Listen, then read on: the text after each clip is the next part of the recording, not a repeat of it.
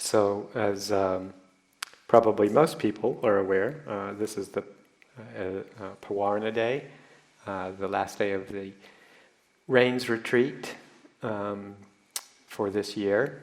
And as is traditional in our communities, we have the chance to let the senior monks take, or let the generally the senior monks who give the talks take a break and hear from the rest of the community. So this once a year occasion is much looked upon with anticipation in some way or another by the people in the community. And so we have a format, got a little bowl here with names to draw randomly for everybody in the community who doesn't normally give talks to come up and maybe share a few reflections that maybe have come up over the past few months, and just suggest approximately around 10 minutes or so for each reflection. Got a number of people here. And the format that we just talked about just would be the normal requesting, bowing 3 times and requesting from Lungpa permission to speak. And then what we've decided, maybe just to keep things a little bit more moving, is rather than doing a Handamayang and sadhu, sadhu, sadhu after every single person, maybe just hold off on that and we'll do one big one at the very end. Okay? All right, so without further ado,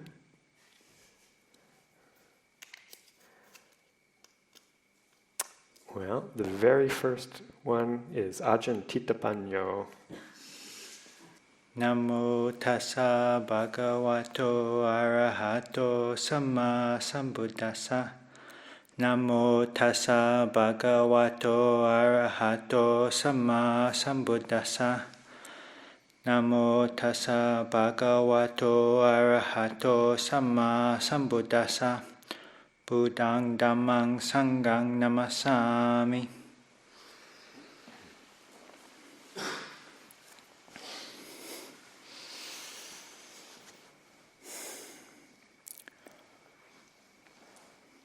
I was just briefly commenting to Tissaro that after the ceremony, he mentioned to me that he thought I had earned my stripes and I was exempt from this, but apparently not.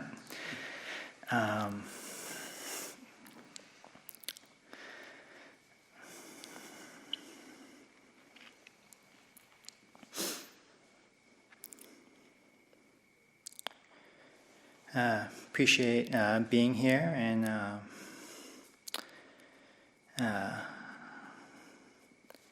having gone through another vassa at Abhayagiri. I've been thinking about, I've also been noticing negative mental states and thinking about how to work with that. And I guess so.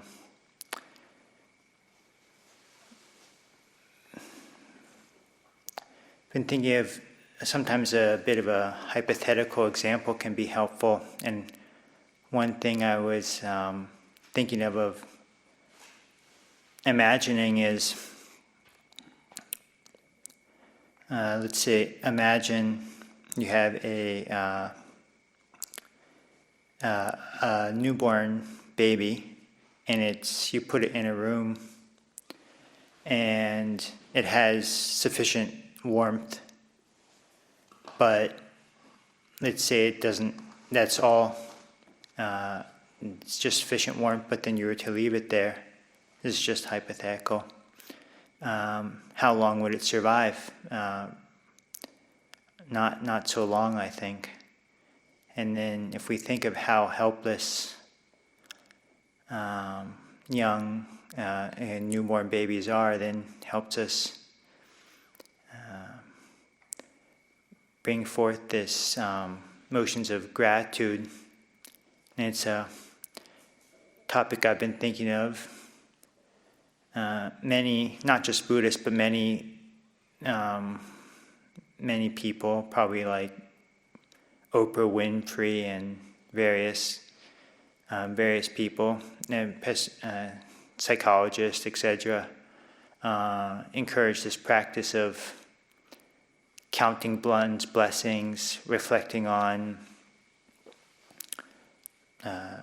what we have to be grateful for, and just, for example, keeping a journal at the end of the day and just writing down a few things to be grateful for.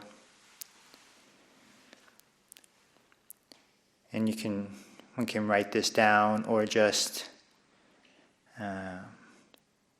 think about it and just do it mentally. And it is actually one of the things for those who aren't residents. One of the we have about every fortnight, roughly every 2 weeks, we have meetings, and one of the positive things about these meetings is it's an opportunity to express appreciation, which is quite a useful function of them, as it's so easy to just draw on what's negative or find fault. So I've been thinking of this topic of gratitude, and often it can be maybe it can seem heavy, like you should be grateful. In the book, that little book that Tankovilo and Tansuhajo put together, "Thus should you train yourselves," there's a little quote on gratitude. It's something like, "We will be grateful and appreciative, not forgetting that which has been done for us, even if it is of small measure. Thus, bhikkhu, should you train yourselves." So that should, depending on our conditioning, might seem a bit heavy, but yeah, for myself, I find if I it can actually be quite light and enjoyable if I think back and just think about my life, think about, for example, first grade through about fifth grade. As I remember, you'd have one main teacher in my elementary school. And so if I just think of each of those grades and the main teacher and all the stuff he or she had to put up with, and just a feeling of brightness and lightness. And then just think of my teachers in middle school and high school, and keep going, all the people who helped me out in college. And then I ended up, after college, at the Pavāraṇā Society Forest Monastery Meditation Center. And it's quite a number of people that helped me. Bhante Kemaratana was very warm and encouraging. And Bhante Ṭhitapañño. And there was a man quite inspiring, Jim McDonald. He gave me my first white shirt to start wearing and encouraged me to start wearing white on the lunar observance days. And remember Bhante Ṭhitapañño shaved my head for the first time. So just thinking of it, it's quite enjoyable. It's like just recollecting the quite light.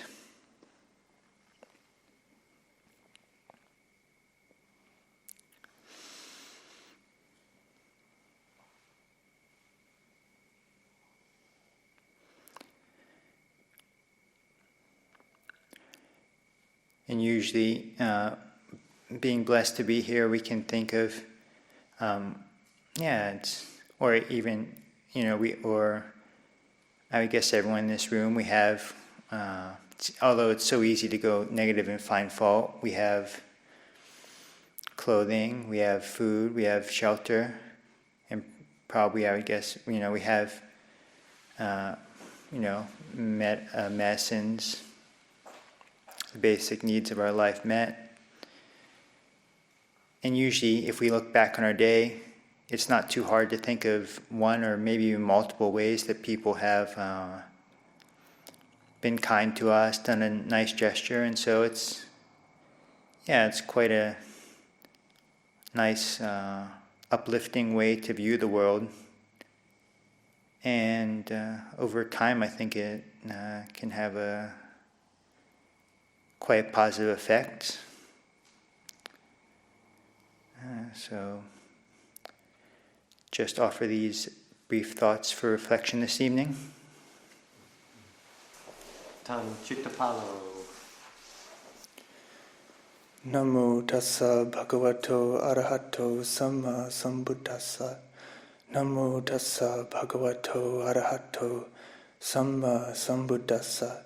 Namo tassa bhagavato arahato samma sambuddhassa.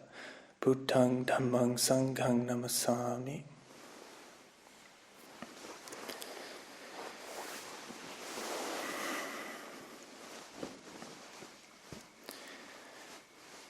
I think by pure coincidence I was actually second last year as well.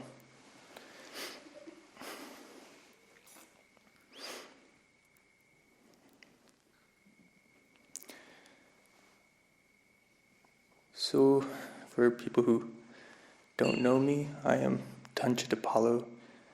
I ordained as a bhikkhu earlier this fall, or actually the end of summer, back in August. So still very much getting used to this new role as a bhikkhu, filling out the 227 precepts and just making the minor adjustments.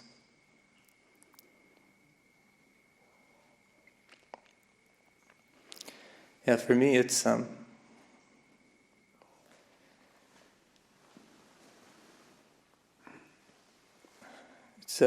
quite a journey. I think most people don't find this too easy. There's a lot of ups and downs. I think it's quite rare to find somebody who has whose mind and heart just naturally inclines towards meditation and holding the precepts as well. I think for a lot of people it takes a lot of patient endurance and just commitment.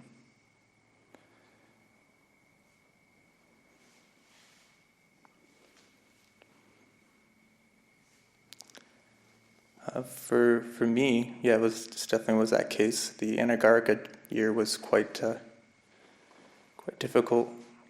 A lot of ups and downs, kind of more just trying to make it through the day. But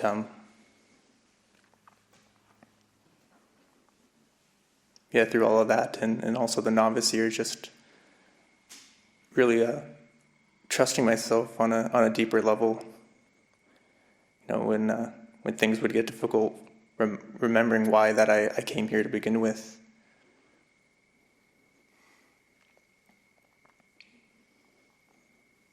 And for me, that was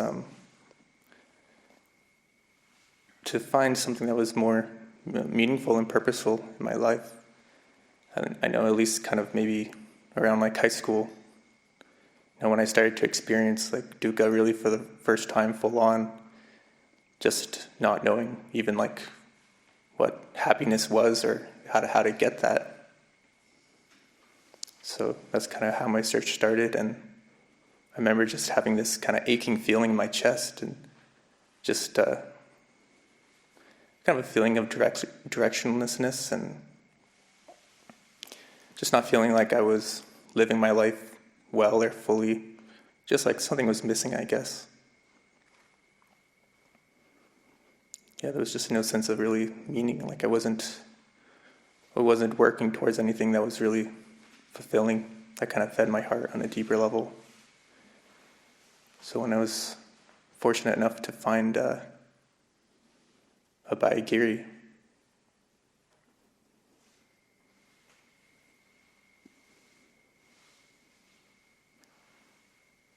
And after I started living here and I guess practicing. I don't really know when I started practicing exactly. It's kind of felt like for a long time you just kind of come and you just kind of endure it. And at some point you're called Buddhist and you have a practice. I guess that's how it felt for me. But after time, I realized that feeling that I would have in my heart, that kind of aching feeling of just feeling like I wasn't kind of just meandering, it just wasn't there. And I think that's fairly instant too. Just being here, kind of felt like I was, even if like kind of on a day-to-day level, if I wasn't making the most, if I felt like I was being kind of lazy or maybe not using my time as best as I could, just being here. I don't know where else I could be or what else I could be doing that would be as meaningful and fulfilling as what I'm doing here at Abhayagiri. So just trusting my heart on a deeper level and kind of sticking with that. It's been very worthwhile. When I've gone through periods of doubt and when I was hooked by this or that idea of something that seemed appealing, I wanted to do, or I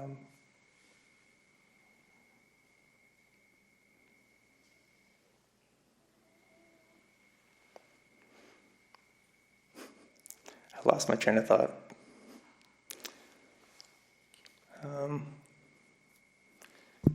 Just trusting myself.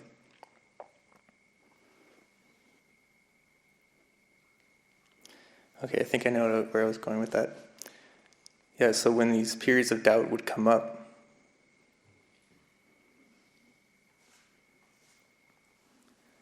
there'd be, I would maybe go days, weeks, and even months sometimes, kind of feeling like, okay, yeah, probably this isn't going to work out. I'll probably head home, or leave after this point. Maybe this isn't what I want, and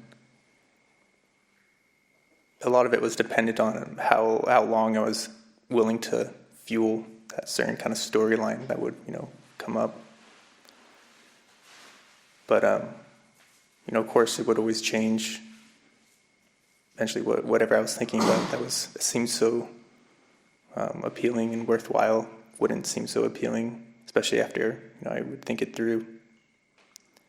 Because again, my heart, if I really looked at myself honestly, it always just was telling me that this is really what's worthwhile, most beneficial to myself and my family and the world. And every time I made the decision to stay here and trust myself, it was always the right decision. So I feel really fortunate that it always.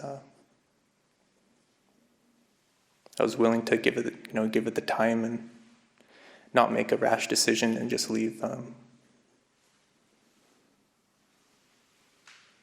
To leave kind of with that kind of confusion. And I really can't thank the community enough as well, the Sangha, the monastic community, and then also, guests and the regulars who come and support us, in various ways. And I know I've definitely leaned a lot on everyone really here, during kind of low times or when I wasn't sure. And I guess that's been a theme for me, maybe the past week or so, just thinking on taking Sangha as a refuge. I guess that's been one of the more vague refuges for me, kind of figuring out what that even means, taking refuge in the Sangha.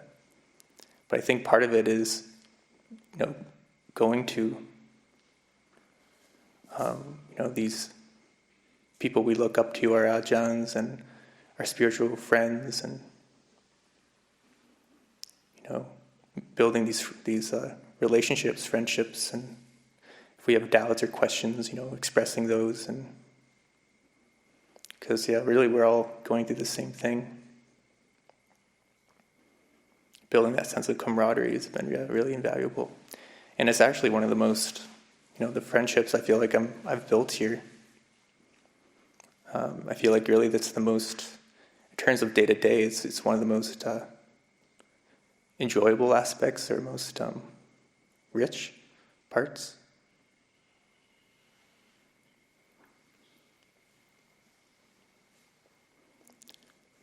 So I think it's been about 10 minutes. I guess I'll just leave it there and hope there was something in there that was worthwhile. Anagārika Josh.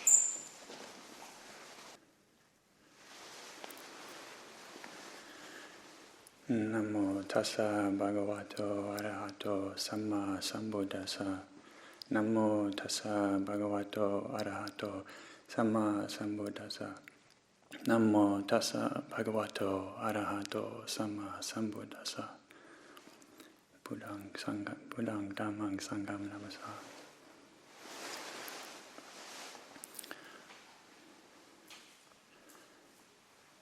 I'm just currently experiencing the vulnerability right now.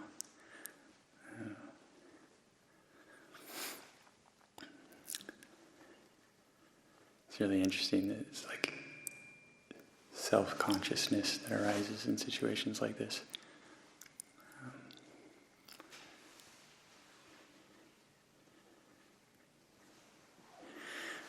We recently finished our Vinaya classes over this past 3 months during the vassa.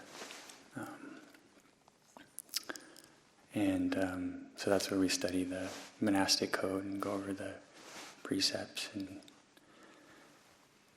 origin stories and details of each rule. And in our last batch of classes, Ajahn Ṭhitapañño very skillfully brought up this exercise for us to do. It was like a warm-up to drawing pictures of each rule. You'd put down a piece of paper in front of each person's seat, and there'd be a specific rule, like Paccittiya number 2 and Sakhya 5, whatever. And then our job was to draw a picture, and in like with a very limited amount of time, and colored pencils or markers, and then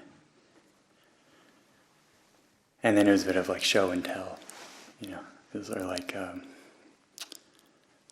Pictionary game, but monastic code edition, and there's that like moment of truth when like, a little background.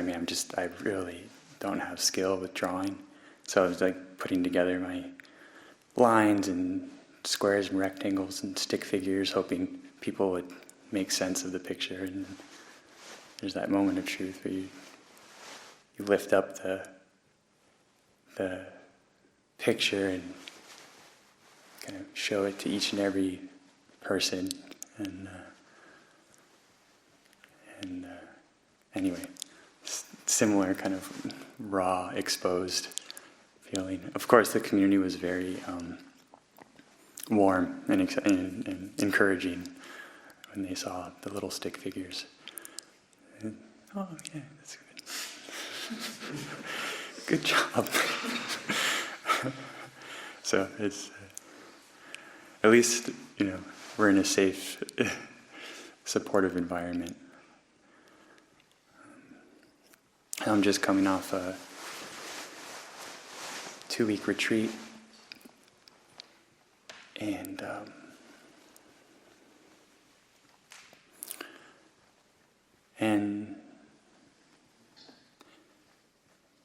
yeah, it's very nice to take a step back from day-to-day life here, because you can get quite active and different roles, responsibilities, and stuff to keep in mind, take care of. So it was nice to just, for a couple of weeks, just drop the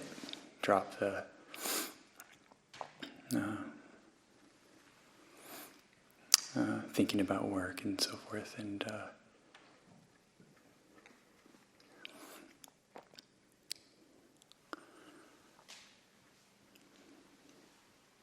so there's a sense of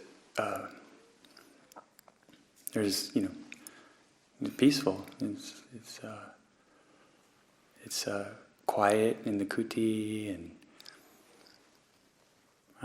felt like well supported, taken care of, have all the basic requisites as was spoke of earlier, and really kind of delighting in really just enjoying the meditation.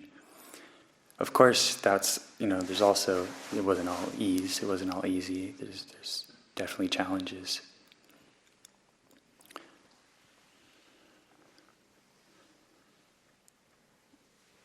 Another feeling of vulnerability really is as when meditating, just watching what comes up. And so, the various thoughts, impressions, memories that come up, and it's kind of like the show and tell, really, except instead of showing it to others, it's like the mind's showing it to itself. And so seeing those moods and memories can be quite challenging.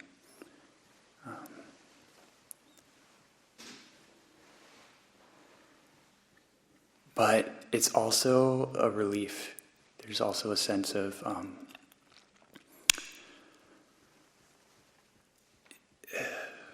it's like at least I'm seeing these things, as opposed to neglecting them or just not opening to them.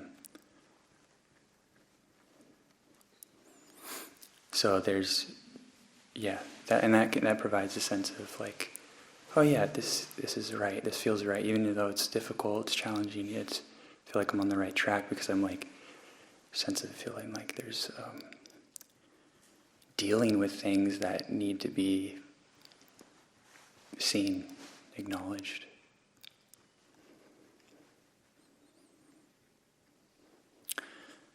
I was thinking, Lungpa earlier during tea time was like talking about Ajahn Chah, talking about saying there's really only two things you need to do in the practice. That's know and let go.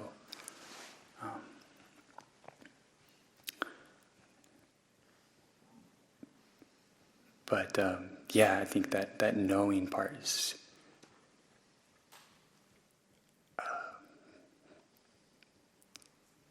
the only way I can intentionally let go of something.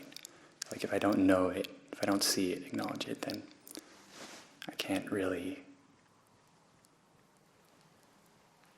I guess you can kind of let go of things willy-nilly, but to consciously let go of something, I think the knowing aspect needs to be there.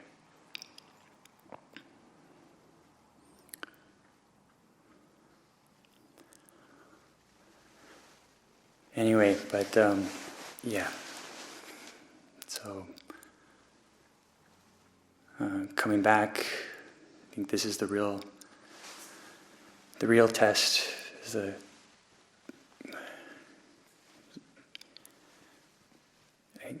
I think it was Bhante G that was saying like meditation practice. And I'm totally paraphrasing here, so bear with me. But like the meditation practice, it's kind of like in terms of baseball. So the meditation practice would be like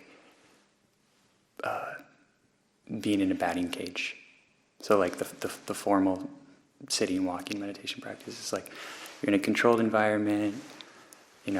Maybe it's a machine pitching balls. You know where it's gonna land. You can kind of swing repetitively and but then the real game, under the lights with 2 teams and a crowd of people is like daily life. So this will reintegrating back from a 2-week retreat. Okay, I think that might be a helpful perception to hold in mind. It's like, okay, this is game time. So all the repetitive swinging in the batting cage, you'll see if I could put it to use, if I could, a real pitcher throwing fastballs and curveballs coming your way. You got a crowd. It can be quite noisy, distracting. Some people are rooting for you. Some people aren't. Okay, can I be calm now? So, but fortunately, this baseball game in this arena of Abhayagiri is a really supportive one. It's a really safe arena in which to train, in which to learn, and hopefully grow. So yeah, there's want to express a lot of gratitude, appreciation for everyone involved in helping to run this place and make it be what it is, both monastic and lay people. But in particular, just Lungpa, Ajahn Namro, Ajahn Krunadamo, and Debbie, who have been here from it's Abhayagiri's inception and helped to they kind of trailblazed and to firmly establish this safe, supportive environment in which we can all participate in and train in.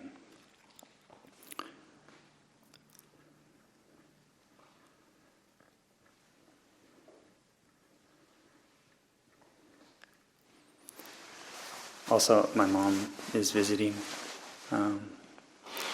the monastery for a few days, and it's great being able for her to come up here, be at the monastery, and also express my gratitude and appreciation for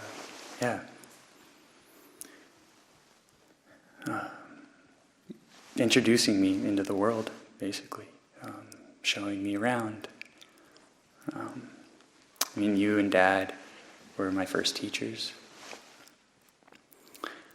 So,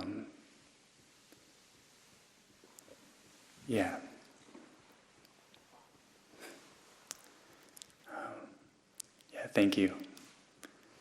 Thank you for being so supportive and encouraging throughout my life, both before I got into Buddhism and throughout.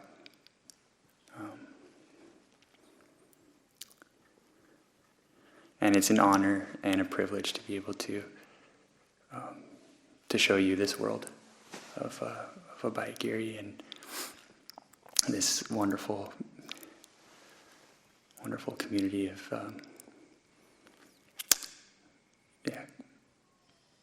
kind and sincere Buddhist practitioners.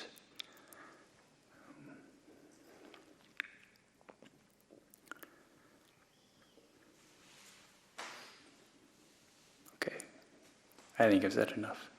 Thank you. Sāmaṇera Dhammavaro.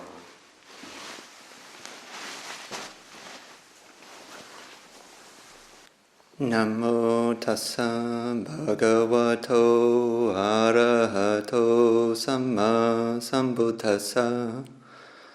Namo tassa bhagavato arahato samma sambuddhassa.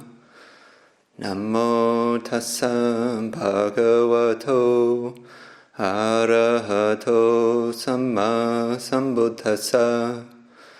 Buddham Dhammam Sangham Namasami. Well, I'll start with an appreciation for my grandma. Last conversation we had, Matthew, do you know how old I am? Are you 90, Grandma? I'm 91, Matthew. And just thinking about it, I can't remember really too much of the details of the conversation, but at the end of it, and she's,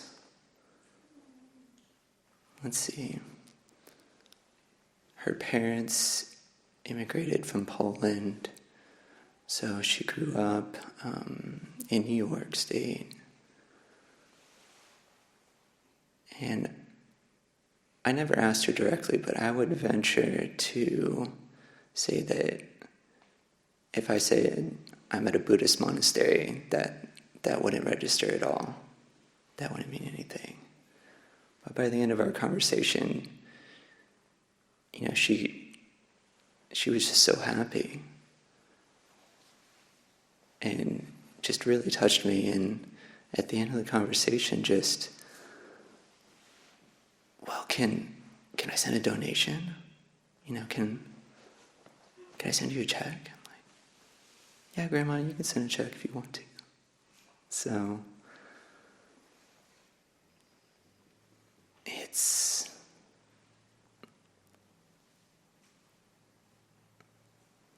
really nice, I think, that it's just so easy to get caught up for myself and just me. What I have to get done, what I need to get taken care of, and because this is my job, I got to do it. I'm here to get somewhere. I'm here to get to where I think I need to go. And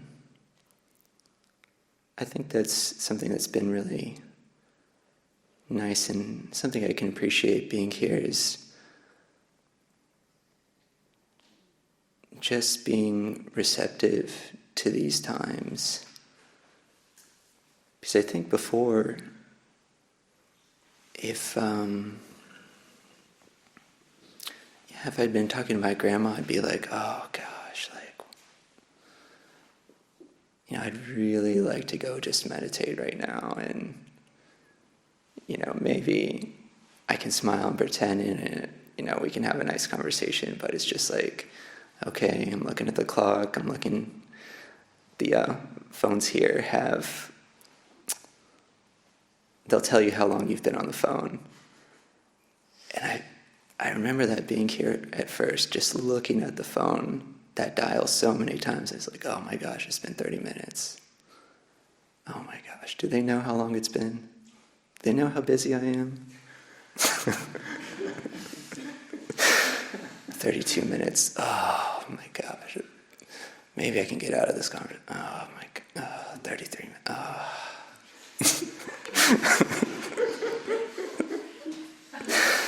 And then 45 minutes, and I love you, Mom, but okay. All right. But yeah, today I had a 2-hour conversation with my parents, and just at the end of it, I was like, wow, well, was it worth it? And it was the practice. And it felt so beautiful just reflecting on all the things that we were able to share with each other, that I even joked with both of them. It's like, would we have been able to have this conversation 10 years ago? And both of them laughed and joked, and they're like, no, absolutely not. And I asked myself the same question, and it's like, yeah, no way. We'd just be doing something else. We wouldn't be talking about our feelings. We wouldn't be, sharing our struggles. We wouldn't be really trying to listen to each other. And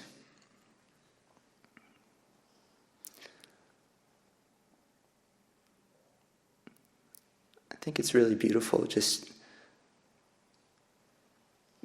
being here again, because just being able to recognize that, that attentiveness and that care to the moment, that's such a beautiful thing to just be with and to recognize and to be able to share it with other people.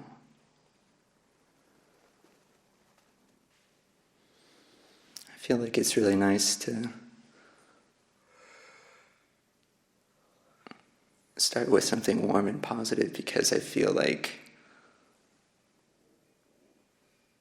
after being here for some time, it's become quite obvious in some ways that,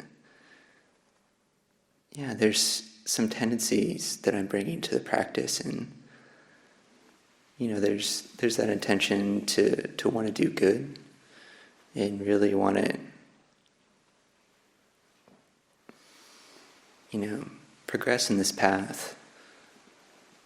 And it's really difficult when you bring a pretty deluded mind to it. And you start to think,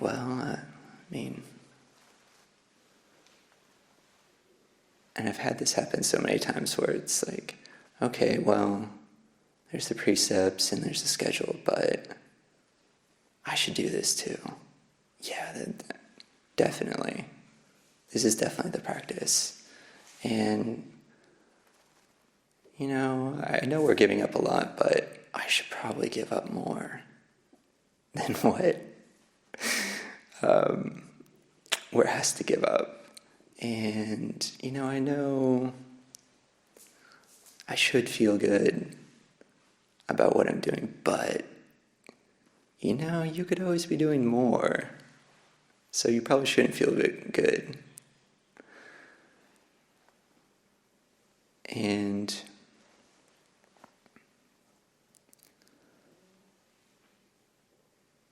I think a lot of these things have been becoming more obvious just because after doing it for such a long time, you just start to get exhausted and saying to yourself, like, why am I dreading going up to my kuti right now?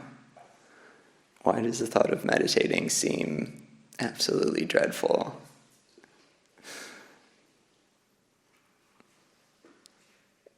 And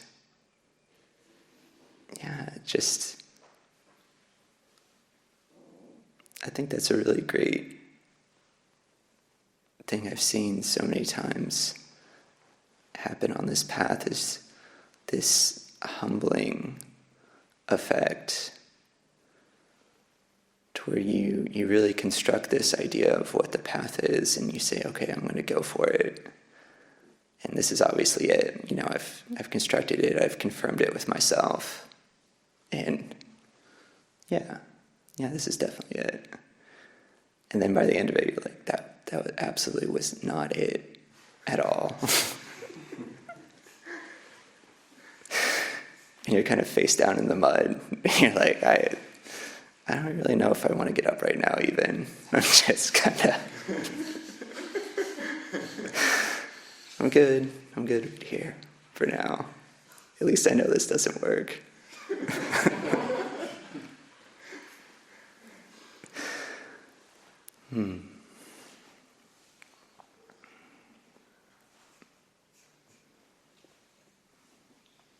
Yeah, so I've been here for about 2 years, but I think having gone through this recently, it almost feels like a new start.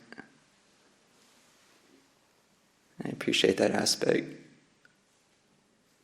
of it too, that we can always just start again. And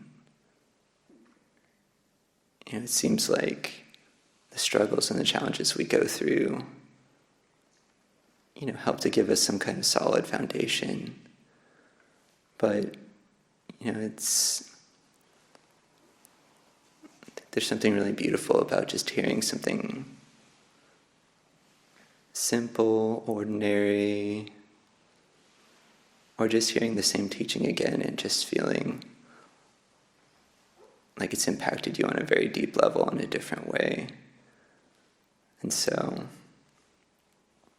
I think for myself, knowing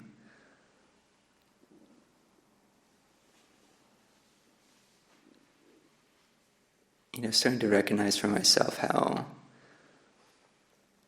hard and tight and pressing, I can approach the practice with, just to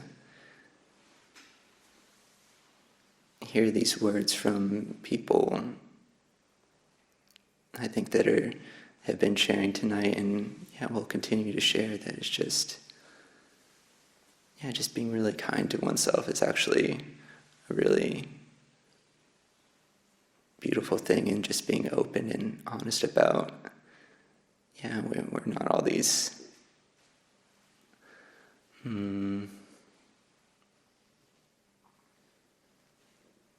emotionless,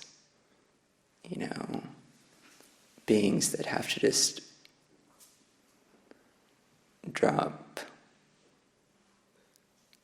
beauty, drop these really positive and beautiful results that can come from this way of life. I'll leave it there. Rakkhito. Namo tassa bhagavato arahato sama sambuddhassa. Namo tassa bhagavato arahato sama sambuddhassa. Namo tassa bhagavato arahato sama sambuddhassa. Buddhaṃ Dhammaṃ Sanghaṃ Namasami.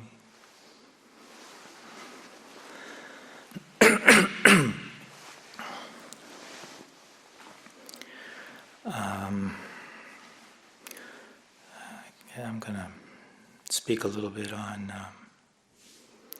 something that I find helpful for me lately, in this time and place in my life and in this situation, kind of a form of Maranasati, death contemplation, that I've kind of stumbled on while I've been here at the monastery, and have had the opportunity and access to, is obituary reading. In particular, I find it helpful, obituaries of maybe what you would call celebrity obituaries, famous people, infamous people, leaders, and artists, musicians, movers and shakers, and whatnot. And it's at face value, it's somebody dying, and and we all know we've been born, and we're going to die, and it's oftentimes seems like it's just a intellectual kind of understanding of this in a way, and it's something that we don't always feel very comfortable looking at.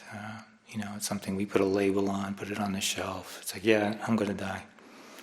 But really not, kind of unpacking it and looking at what all that means, all the different feelings and conditions and things that come up around it. And these obituaries that I read,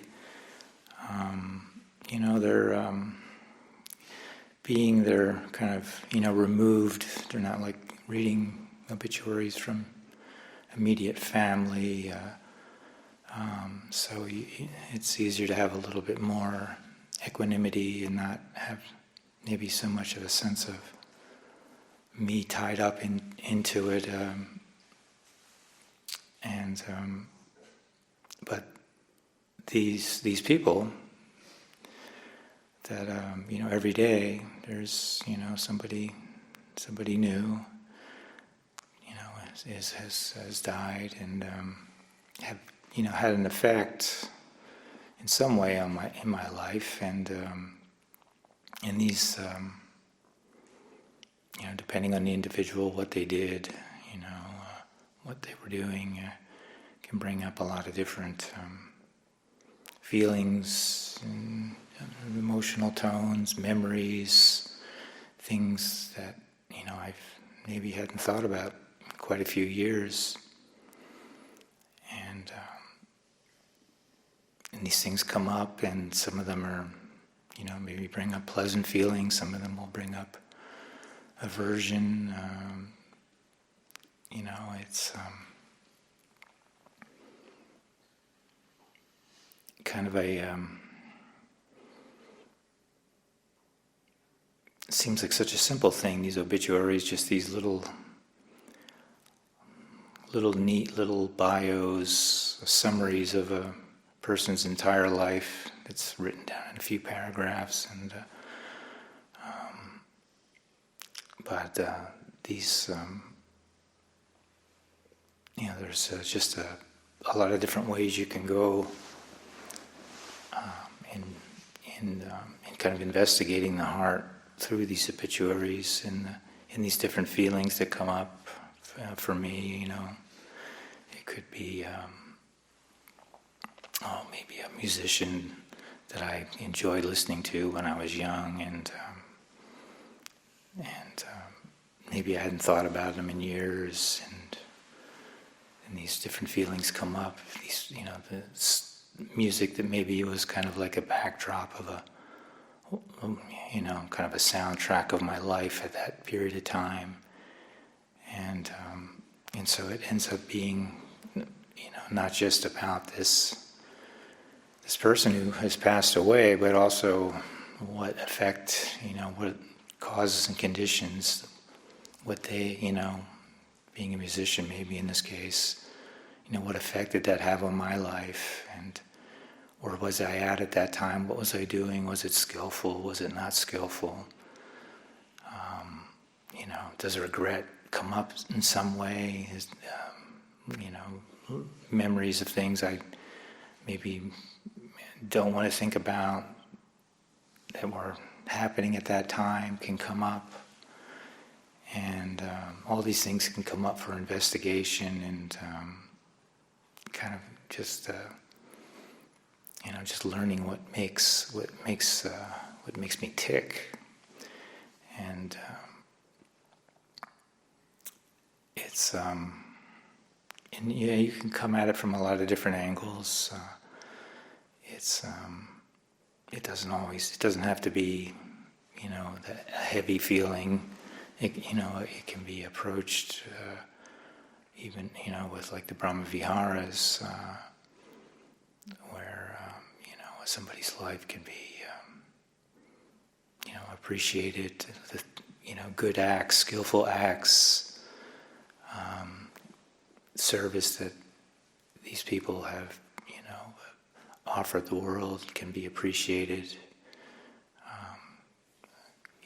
Compassion, for those who were left behind. Maybe parents of a young person that maybe passed away, and just reflecting on the pain, suffering that those kind of tragic deaths of young people that happen, and also like mudita, just having joy, gladness for good works done,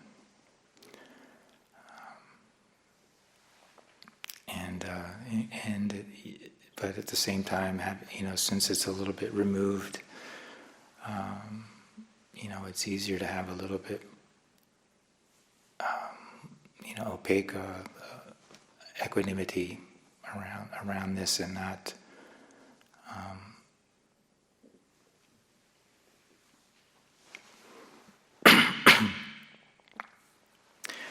Not maybe taking it so personally and being overwhelmed, whereas if it was a family member you were thinking about,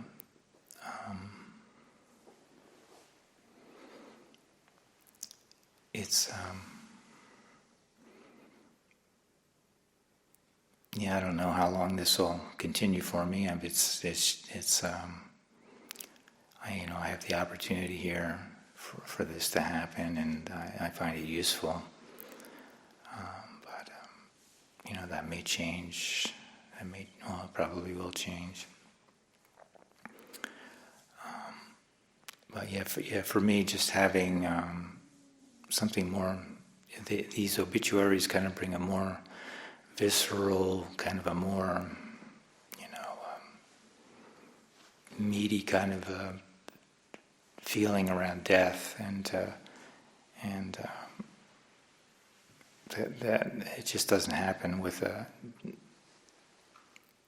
just that intellectual knowing.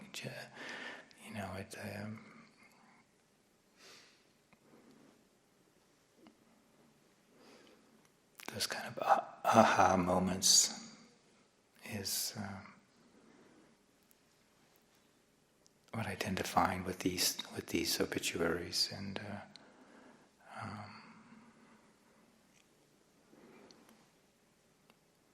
it's something that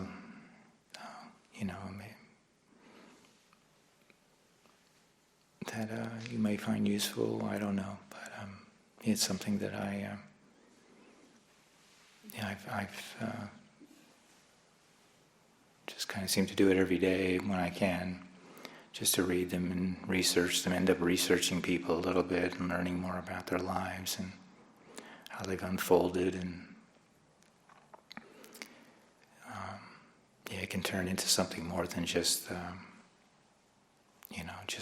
something that you just read and set down and forget about.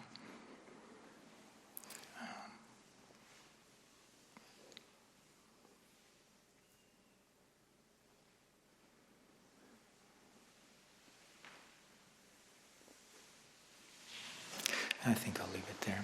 Thank you. Jāgaro. Namo tassa bhagavato arahato samma sambuddhassa. Namo tassa bhagavato arahato samma sambuddhassa. Namo tassa bhagavato arahato samma sambuddhassa. Buddhaṃ dhammāṃ saṅghāṃ namasāmi.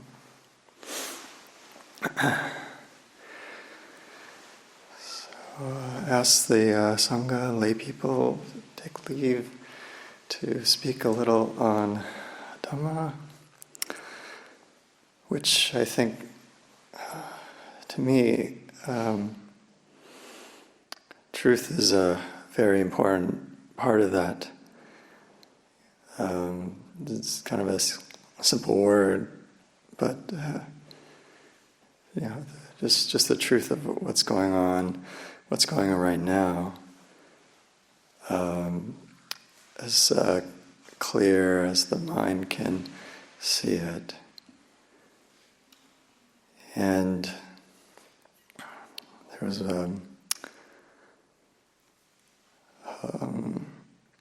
one of the monastics earlier tonight was talking about how I think it was Anagārika Josh was saying that, in order, Ajahn Chah taught that really we practitioners just need to really do two things: one to know and one to let go.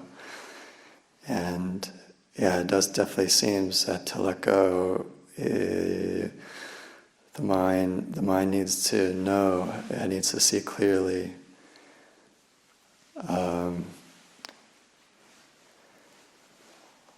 If it doesn't know what's going on, then it's just resorting to habits, basically reacting to impressions, and just going to spin around and around.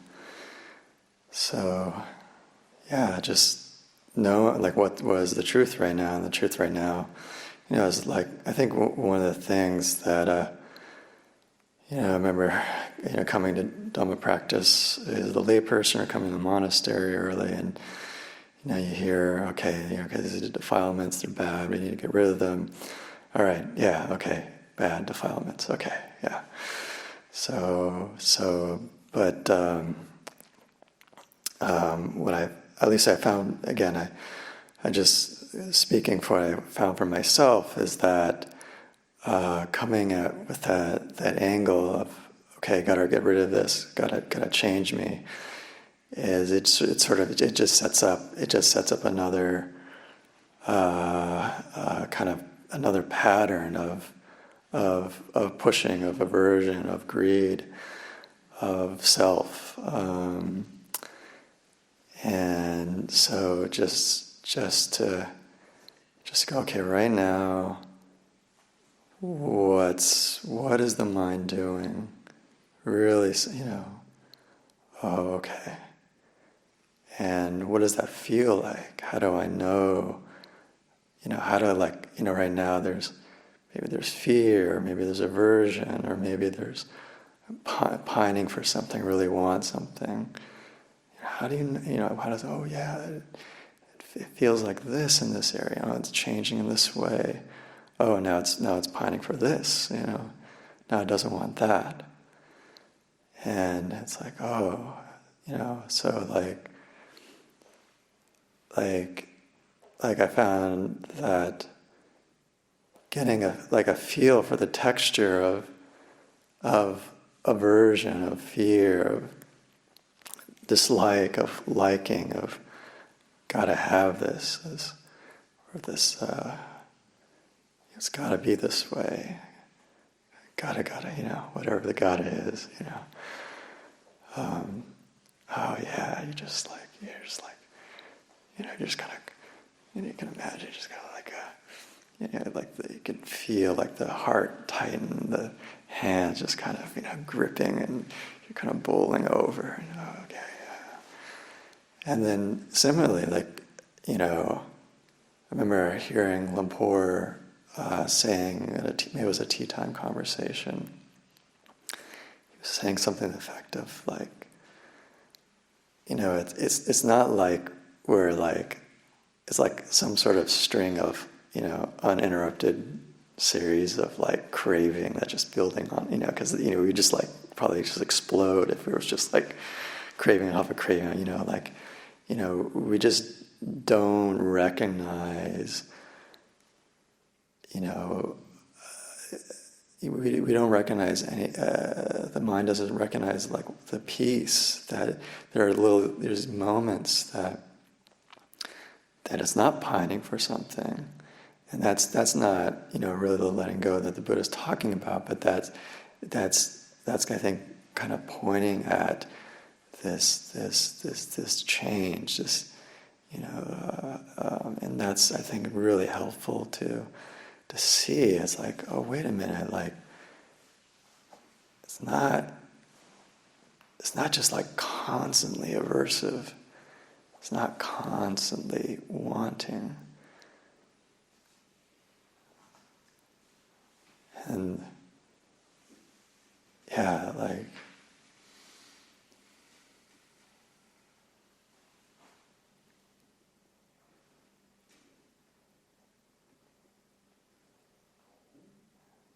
just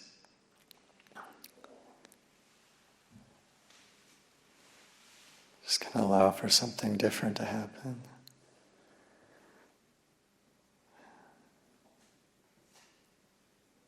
So I guess I'm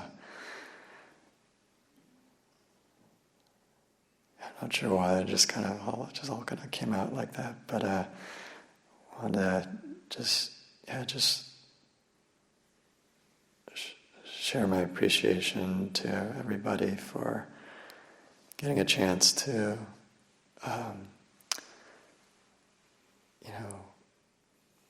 learn and try to practice this as the best of my abilities, and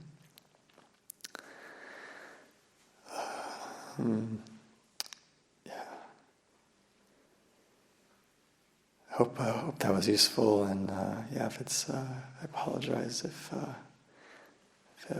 it wasn't. Hope maybe it can just be left alone.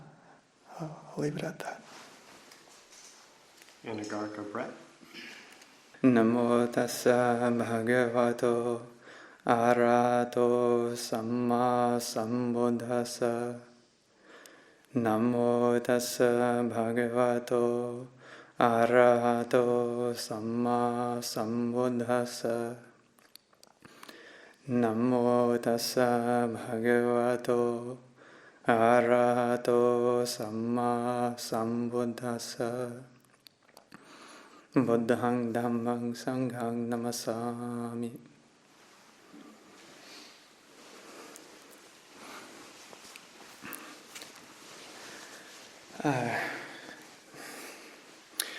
First, I'll echo the sentiments of a few of those who have already spoken tonight, expressing a lot of gratitude and appreciation to the community, both the Sangha as well as the lay supporters, those of you who come on a regular basis, those of you who have come here for the first time. There's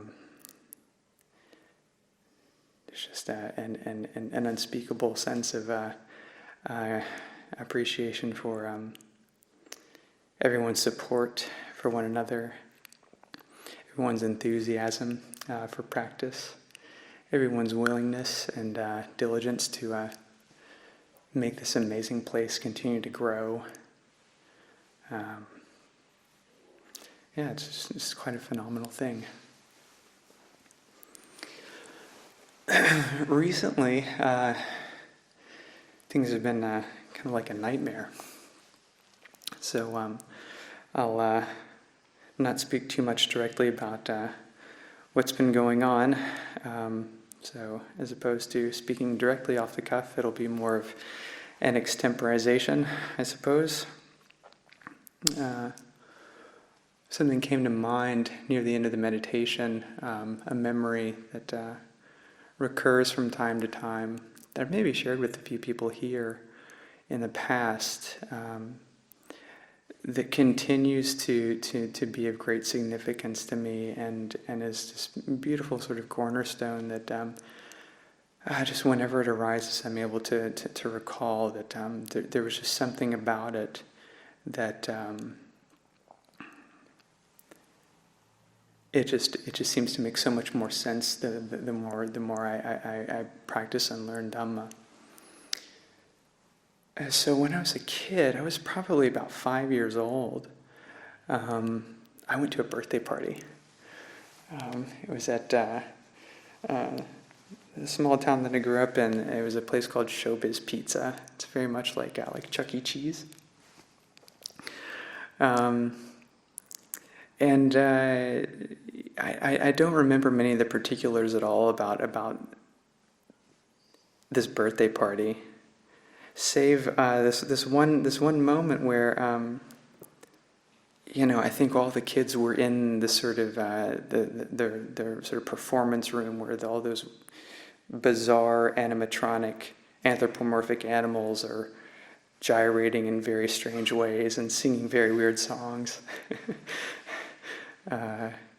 And I look over and I see this one girl. I don't think I even really was acquainted with her, and she's upset. She's crying. There's something something's not going right. She's hurt, and I really don't know what's going on in her heart at that moment. But at that moment in my heart, there was just something that told me I could do something for this person. And I didn't know what it was, but I just felt this impulse that if I could just make some sort of gesture to this person to let them know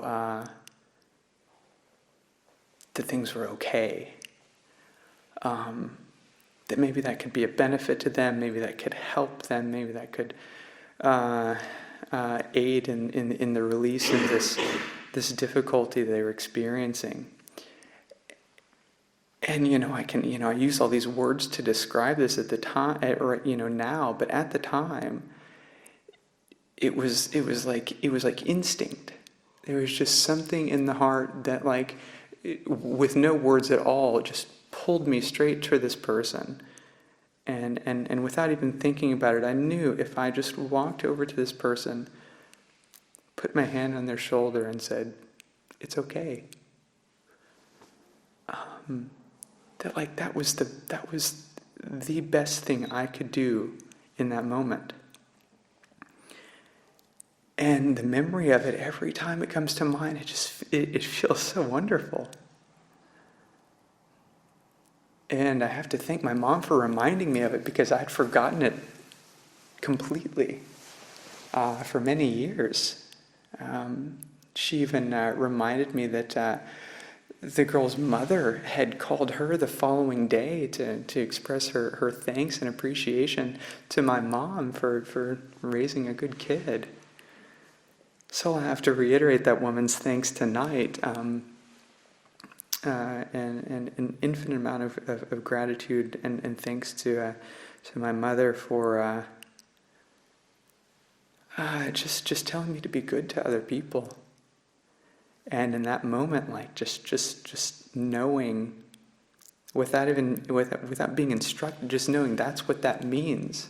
To be good to another person is just to offer goodwill to them.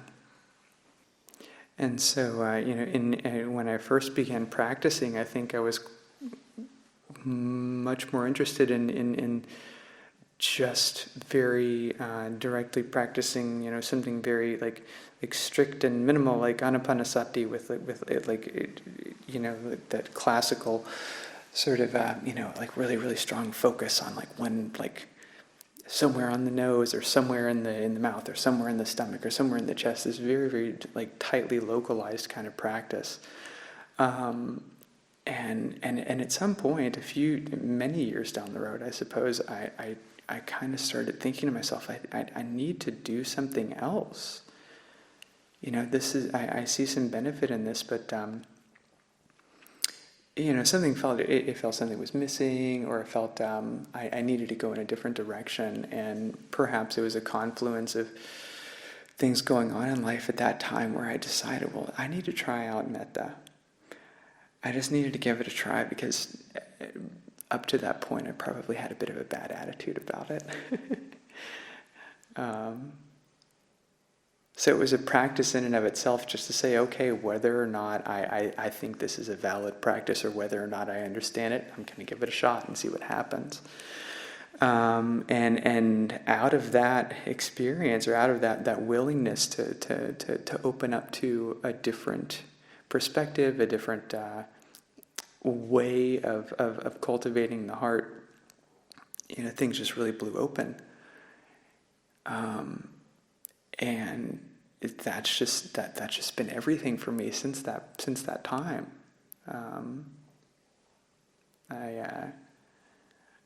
and so, sometimes there are people who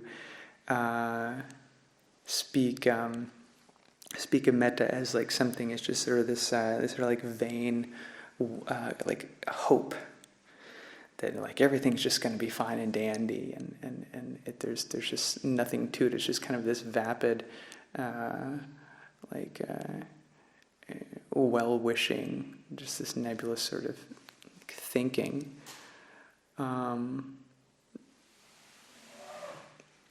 But the more I practice it, the more I realize that has nothing. Then perhaps that's an entry point. But there's so much more to it. And the memory of this one experience with this person at the birthday party sort of confirms that for me. Is that it's the very literal changing and opening and deepening of the heart. All of the Brahma Viharas have sort of become. That's become my understanding of them to this point. It's so expansive and so deep, and really, I don't know how else to explain it other than it's just.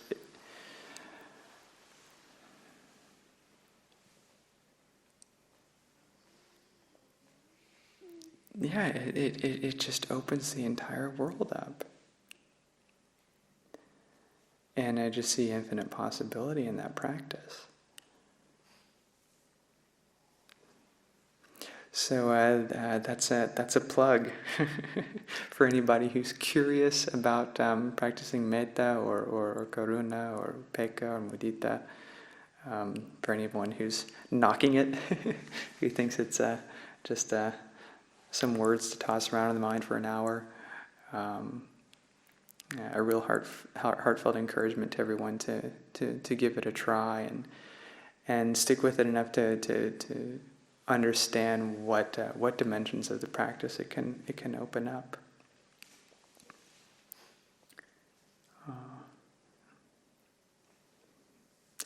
Thank you. Sāmaṇera Candasīlo. Namo tassa bhagavato arahato samma sambuddhassa. Namo tassa bhagavato arahato samma sambuddhassa. Namo tassa bhagavato arahato samma sambuddhassa. Buddhaṃ Dhammaṃ Sanghaṃ Namassāmi.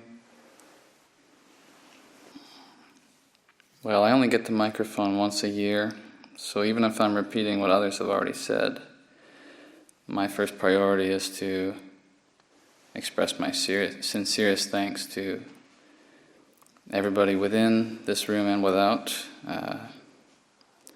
ordained and not, who has supported me this last year.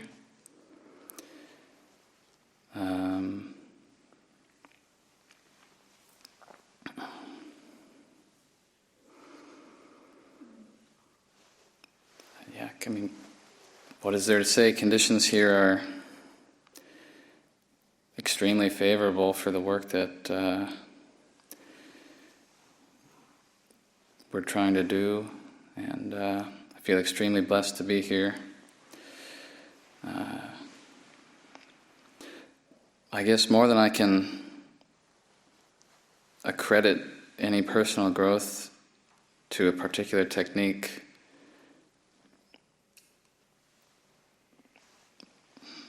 I have to attribute it to what some of the Ajahns have talked about, which is just allowing the lifestyle here to slowly do its work on me over time.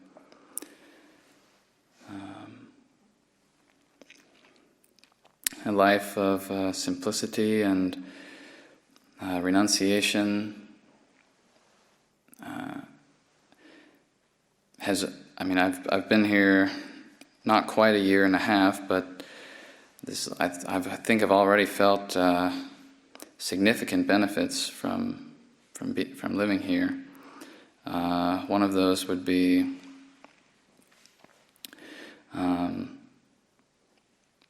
sort of the way I think of it is sort of indulging in various sense pleasures. Is to me, I kind of liken it to like opening up a wound in a way, because then if you, in order for it to heal, it has to scab over, and if you scratch it before it's fully healed, then when you scratch the scab off, it just starts to bleed again. So, what I'm trying to get at is that indulging in any habit before it's been broken basically opens up that old wound, and then the healing process has to restart. So living here and not having the opportunity to engage in many old habits has allowed me to, quote unquote, heal from them. Just one example would be, listening to music, which I'm sure many wouldn't say is like a bad thing, but I'm just using it as an example of something that I used to not even be able to go a day without doing. And I would have various songs stuck in my head all the time, but after 6 months to a year here, that wasn't happening anymore, which I was surprised by.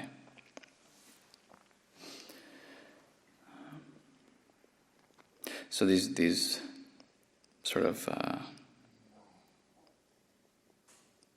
I think there's a phrase, I don't know where it comes from, but it's like time heals all wounds, and so far I'm finding that to be true here. But I think some of them take a very long time. I think I'll just stop there, so hope that was coherent. Sāmaṇera Jotimanto. Namo tassa bhagavato arahato samma sambuddhassa. Namo tassa bhagavato arahato samma sambuddhassa. Namo tassa bhagavato arahato samma sambuddhassa. Buddhaṃ Dhammāṃ Sanghaṃ Namasāmi. One theme that's really come up for me a lot this last year, I think, is the theme of renunciation. So I thought I'd talk about that tonight. I feel like it's a pretty rich topic, and I don't really feel like I can do justice to it in 10 minutes, but I'll do my best.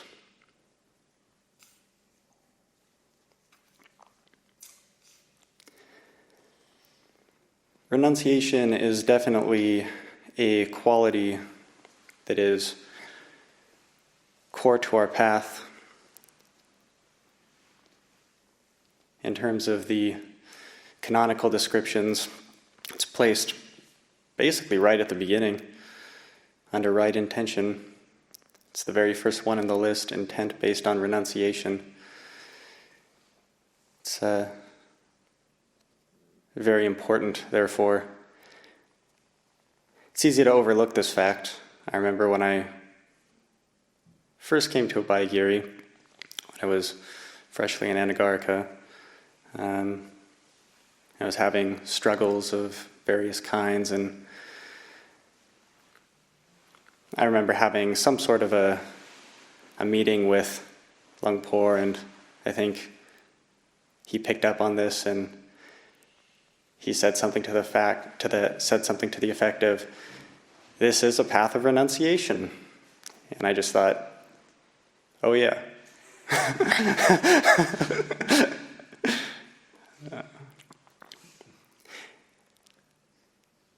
And that can be a little daunting, that idea of renunciation. It can sound very intimidating.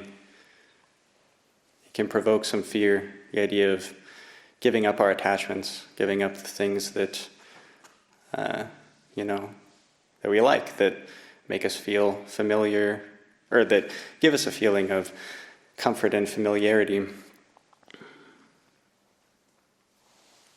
But at the same time, I feel like in my own practice I've found it more useful to view renunciation as a kind of freedom. I feel like there's a tendency to think of renunciation in terms of, well, I've got all this defilement, so I have to go against the grain by subjecting myself to a lot of pain and just really inflicting a lot of pain on myself. But I feel like renunciation is kind of about the opposite, actually. I feel like it's really more about letting go of pain. There's this method of teaching that the Buddha uses in the suttas called the graduated discourse, where he begins by speaking to his listeners with talk on generosity, moving into talk of virtue, moving into talk on going to heaven, followed by the drawbacks of sensuality, then the rewards of renunciation, followed by the Four Noble Truths.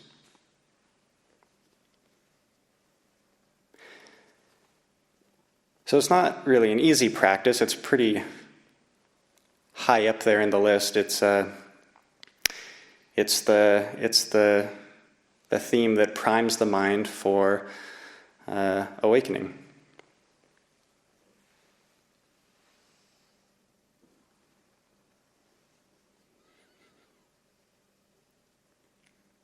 But when held in the right way, I think that it can be quite an accessible tool. It's interesting that I just mentioned that it falls under the category of right intention in the Noble Eightfold Path. The only item that precedes it is right view, which suggests that it needs to be held in the right way. It can't just devolve into an attitude of self-mortification.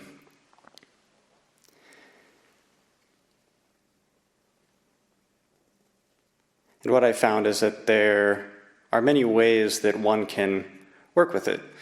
So, here at the monastery, we have a lot of renunciation practices we can take on. One of our monks who's not here right now, Ajahn Ṭhitapañño, last winter he took on the practice of wearing only rectangular pieces of cloth during the winter. So no socks, no t-shirts, no thermal trousers, no caps for the head, just sabang, bathing cloth, jiwan. And of course, that's a type of renunciation, and that one is renouncing one's attachment to heat, warmth, comfort. Some people take on the practice of skipping breakfast, taking small amounts at the meal, maybe skipping dessert, maybe going with, little sleep.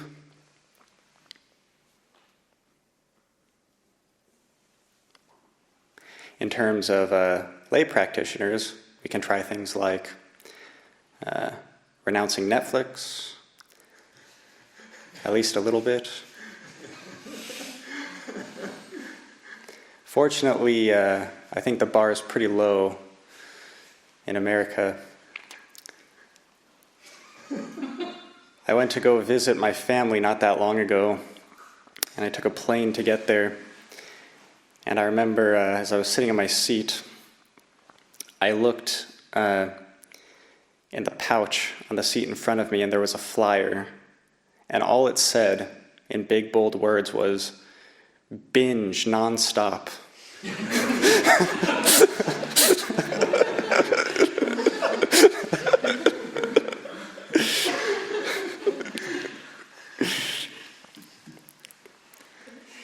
I feel like that sums up the American zeitgeist pretty well. So, the bar is low.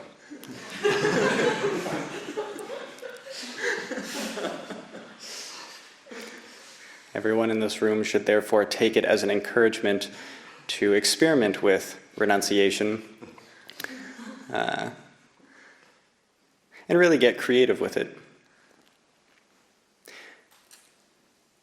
I find that it's helpful to view it almost as a kind of adventure, each kind of renunciation practice, rather than viewing it as a burden that I'm taking on to, enhance my practice or something like that. I view it as more of a stepping into the unknown, which is a little intimidating, but at the same time, there's always growth that happens there. And it can be quite fun, actually.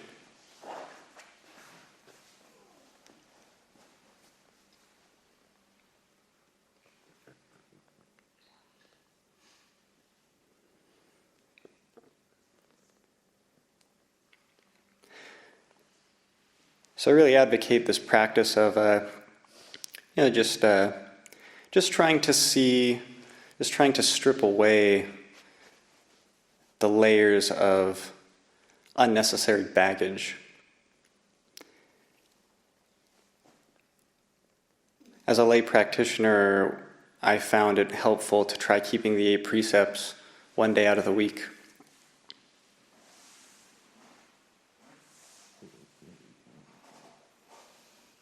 But regardless of how one decides to work with this parami of renunciation,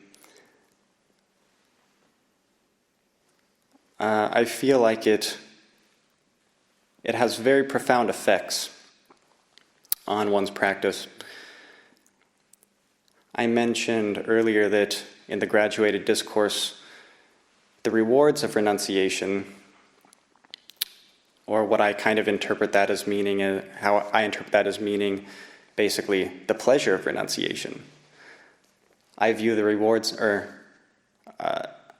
rewards of renunciation, they lead one to understand the Four Noble Truths. And the reason that is because as one begins to simplify the mind by paring away the layers of unnecessary baggage, one begins to see just how unnecessary the indulgences in certain mental states are. So, for example, working with the hindrances. If one has a skillful practice of renunciation, then, when one's mind becomes primed to think in terms of, is this really necessary? And so when states of perhaps ill will, sensual desire, sloth and torpor, restlessness, confusion come up, if the mind has been sufficiently primed to think in this way, one can habitually turn to those mental objects and ask oneself, is this really necessary? This indulgence in perhaps ill will, or this indulgence in restlessness or confusion or what have you, is it really necessary to indulge this mood or this thought pattern? And the more one begins to question those habits of mind, the more one realizes that it's not necessary. And then the hindrances can begin to drop away, and one can enter into a deeper state of tranquility, settledness, stillness, quietude, spaciousness.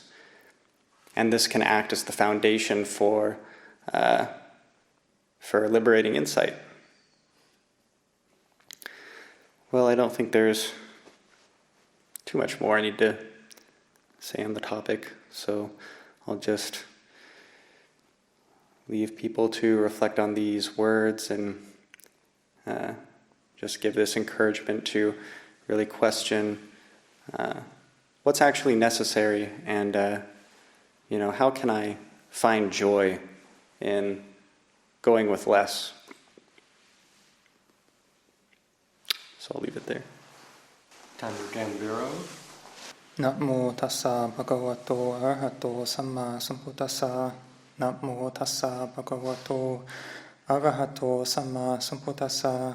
Namo tassa bhagavato arahato samma sambuddhassa. Buddhaṃ Dhammāṃ Sanghaṃ Namasāmi.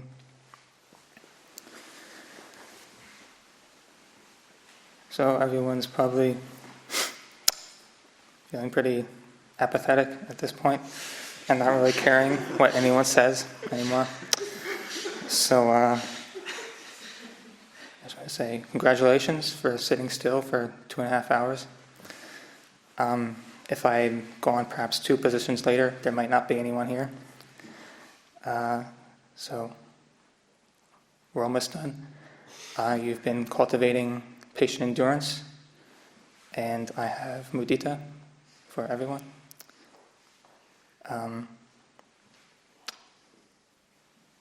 And cultivating patient endurance is a good thing.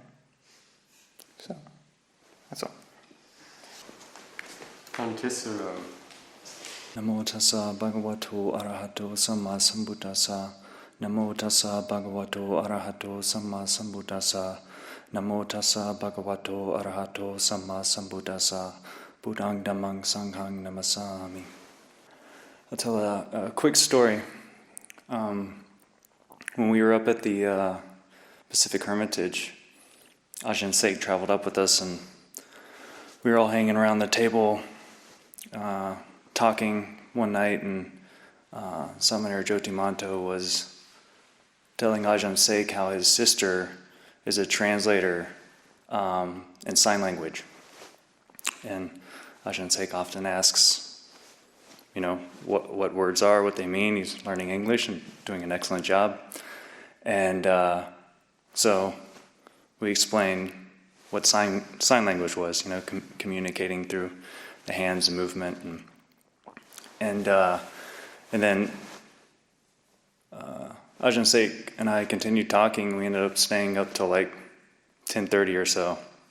And I was telling him how much I appreciated his presence here at the monastery, and I said, you're such a great teacher for me. And he said, "Oh, don't listen to what I say." And I said, "Well, it's not just what you say; it's how you act around the monastery. I've seen you in so many different situations. We went on Tudong together. He went to Alabama with me. He's been here in this culture he's not familiar with for over 2 years, and we've done work projects, and I've never seen him get frustrated. Like sometimes you're working with something and it's just not going the way you want, and you're kind of like, oh, come on, just that little, just that little bit of, you know what I mean? And I've never seen him do that. And I told him what a powerful teaching that was for me, to be in his presence in so many different situations, and for him to just be so even keel. And he said, "Sign Dhamma." Like sign language, but Dhamma. Yeah, it was a good line. I'll leave it at that. Pesalo. Namo tassa bhagavato arahato samma sambuddhassa. Namo tassa bhagavato arahato samma sambuddhassa. Namo tassa bhagavato arahato samma sambuddhassa. Buddhaṃ Dhammāṃ Sanghaṃ Namasāmi.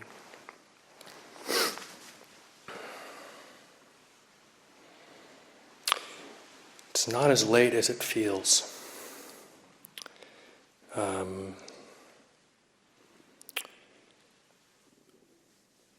Watching my mind while sitting here for the last couple hours, pretty nervous and thinking, they're going to call my name, they're not going to call my name, going round and round in my head. And then just kind of getting tired and the mind getting quieter, thinking about animatronic puppets gyrating. That was helpful. I kept thinking about that every few minutes. Never thought about that before.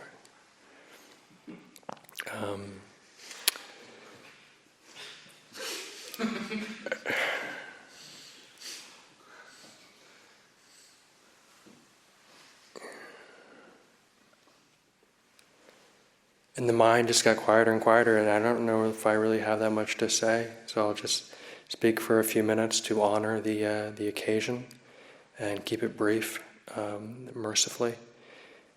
I've been on retreat the last 2 weeks, and I think some people find being on retreat pretty challenging, and some people find the day-to-day more challenging, being engaged and with the schedule and stuff. For myself, these days, I find the day-to-day more challenging than the retreat. Not to say that the retreat wasn't challenging, that was challenging also in its own ways. But if you were to say, okay, Pesalo, next 2 weeks, what would you like to do? I'd like to be on retreat for another 2 weeks. I don't think that's going to be offered to me. But that'll be my choice. It's such a break, mostly from my own reactions, my own feelings, and getting shaken up, stirred up throughout the day. And Longpo gave a reflection at the Patimokkha this afternoon that sort of spoke to the way I took it as a balance between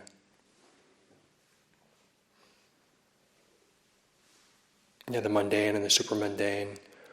Or I think the way that I translated that was sort of like solitude and community. And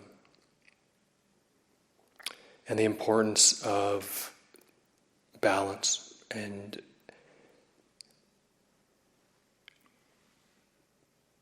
being able to swim in both waters. And each of us, I think, does a little bit better in one than the other. And we all have to learn how to do both. And it's doable. But it takes, I think it takes time, and I think it takes a lot longer than we think it's going to take. Early on in an earlier monastic iteration, Ajahn Ṭhitapañño made an offhand comment one time. Somebody was asking some sort of question, and just speaking about monastic life as a whole, he said, it's not easy. And at the time, it was very early days for me. It was kind of a bummer. It was like, oh, really? That's not very inspiring. But then since then, that reflection has been really, really comforting because it hasn't been easy.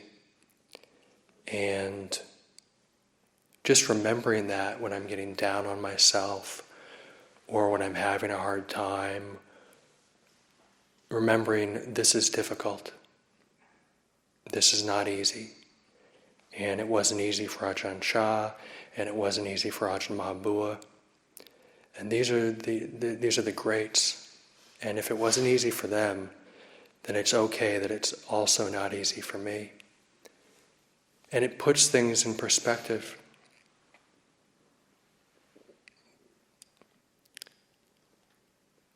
Some days it was like, why can I not be at peace with the way things are?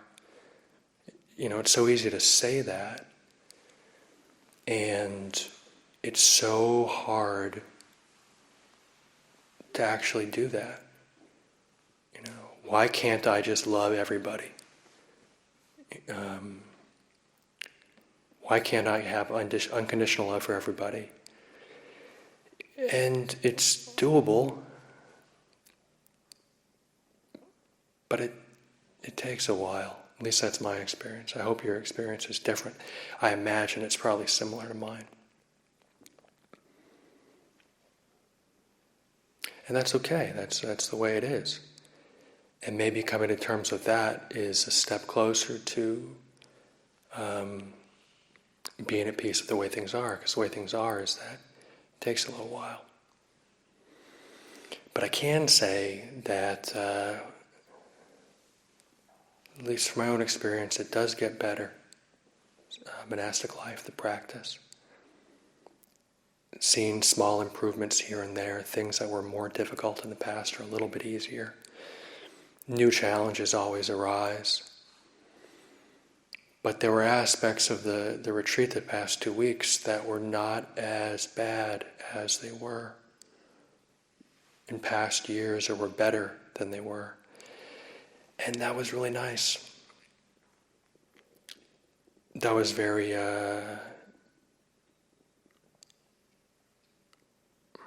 consoling, comforting, inspiring, encouraging. You go, okay, Ajahn Ṭhitapañño has a teaching about sort of like little bit, just sort of small incremental progress. And if we can get our expectations a bit more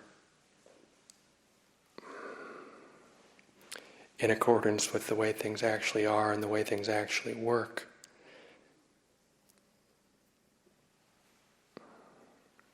I think the whole process can be a lot more pleasant, or at least a lot less painful.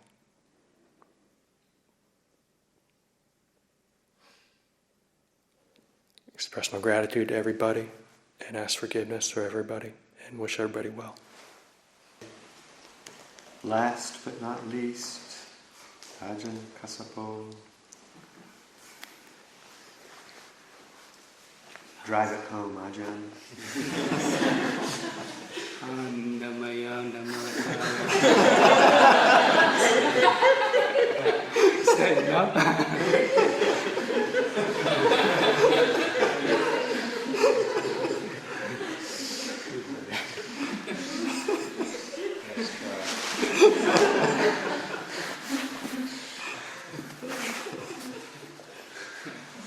Namo tassa bhagavato arahato samma sambuddhassa.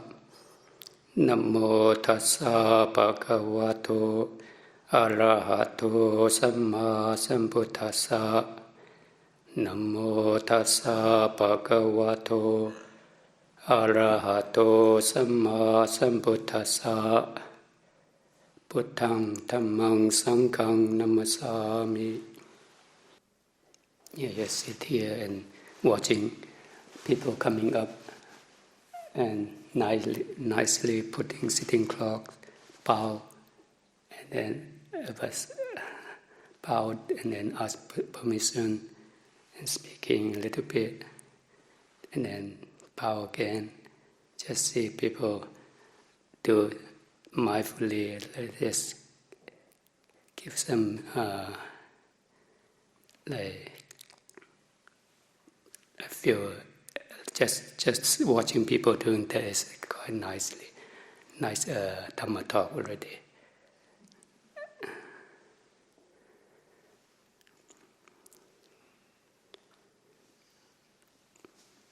And I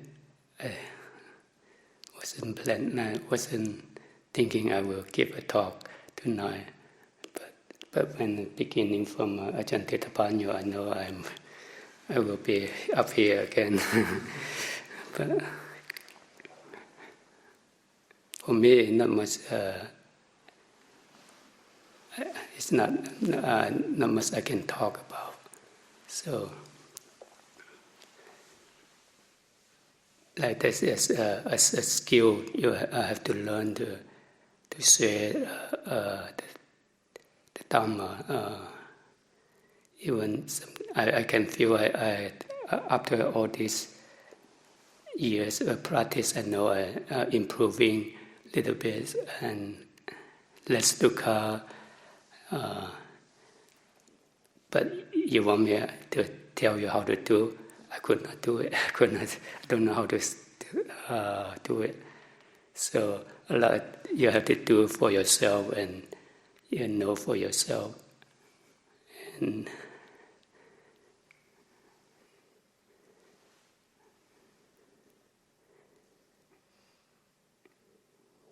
yeah, letting go is good. Patience is good.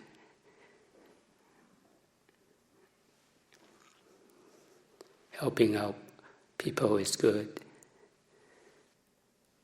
And also let people helping you also good too. Yeah, so sitting over 2 hours, I think a lot of people feel enough. Huh? I feel it's uncomfortable to sit so long, so I give people a break.